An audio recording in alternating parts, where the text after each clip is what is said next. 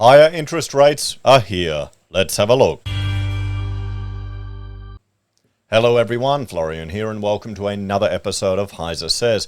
Grab your hashtag not sponsored coffee and let's have a look at this article which is discussing, well, the fact that the banks have passed on those rate increases. Now for those of you playing at home, the cash rate is up to 3.1%. And well, look at the chart there. Look at that sharp increase, how high it's gone.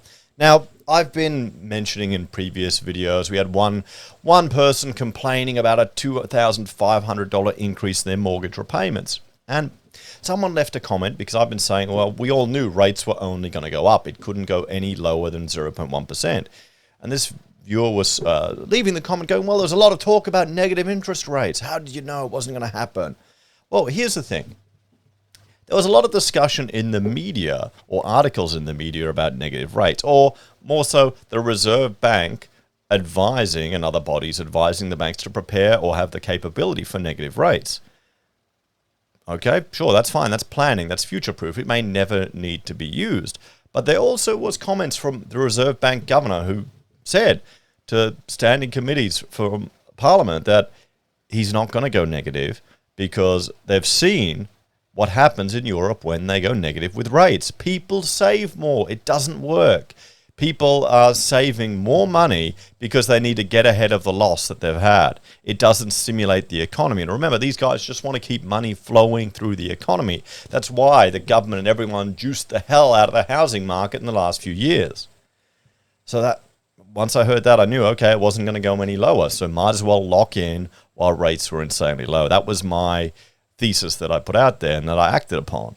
But the problem is the media will just jump on the headline and you'll see it repeated in news.com, you'll see it repeated on Yahoo, on ABC, on the morning show or whatever the news is. It's just the same headline. They just discuss it again and again and again, so people think it's being talked about everywhere. But it's just the same thing, the same snippet of information, the same bit of news that just gets out there without any of the additional context that's with it. They're saying, sure, rates won't increase until 2024 under all these conditions. And no one's repeating all these conditions. The media isn't repeating all these conditions. And the average person doesn't have time to go to the RBA website to look at what, the press release or the transcript of the speech, because we're busy, we got shit to do. So they just take the headline and treat it like financial advice. And now with rates going up real high, some people are going to get burned. And I mean, can you blame them? Can you blame them? I mean, maybe it's a lesson to not borrow right to the edge. But, I mean, look at this. Some people in their whole working memory, their whole adult life, they've only known rates going down. So let's have a look, because rates are going back up again. CBA, NAB, and ANZ customers hit with higher interest rates from today. And this was Friday the 16th, so a few days ago. So Aussies who have a CBA, NAB and ANZ variable home loan will be hit with higher interest rates from today as the December rate hike kicks in. And I was talking to a neighbour and he was complaining, or he wasn't complaining, he mentioned how his mortgage had gone up in repayments. And I asked him, why didn't you lock it in? And he goes, just couldn't be bothered, didn't have time, didn't pay attention to it enough. So he had probably other stuff going on in his life, things happen and you don't have time to look at it. But unfortunately he bought long enough ago that he's not going to get completely burned. It's going to be the ones who FOMO'd in just in the last couple of years who bought stuff that was 30% over pre-COVID prices. They're the ones who are going to really feel it. Us oldies will be fine.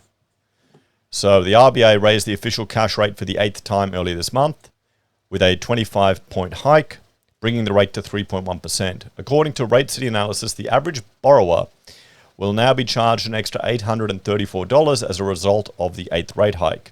This was based on an owner-occupier who had a $500,000 loan over 25 years at the start of May. Now, what I'm playing here in my Excel, these are the numbers. This is based on 30-year loan from this time. And we're looking at coming off the fixed rates. This is going to be the next big thing that happens next year.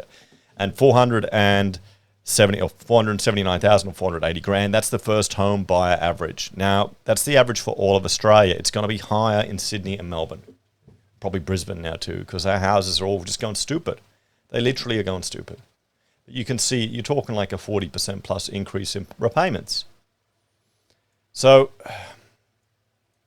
hopefully people will be prepared, or they're going to get a bit of a shock. Westpac customers are also in for further rate pain, with the December hike coming into effect next Tuesday, December 20th. Many home loan customers will soon need to start battening down the hatches if they haven't already, as the 8th rate hike hits their mortgages today, Rate City Research Director Sally Tyndall said. While customers aren't likely to see this extra money come out of their loans until well into the new year, borrowers should check now to make sure they've got the funds to clear these higher repayments. Tyndall said borrowers should also prepare their budgets for further rate hikes next year. Check your budget. We'll be able to hold up against another 3, potentially even 4 more rate hikes. So potentially a 1% hike. So, I mean, let's just put in 6.1%. Let's pretend that's it. Oh, shit. 64% increase from the 1.99% lows. Ouch. Ouch, guys. According to rate... What's the lowest rate? According to Rate City, 4.64% will be the new lowest variable rate from the Big Four. This will be from Westpac, effective next Tuesday, but there's a catch, with the rate increasing by 0.4% after 2 years. So it's just a sucker loan to get you in, get you in. The lowest variable rate for all lenders will be 4.44, Rate City revealed, based on those that had announced December RBA changes. A competitive rate for owner-occupiers will be below 4.7%, Rate City said, while a great rate will be under 4.5%. Wow. I mean, just... It happened so quick, didn't it? It just happened so quick.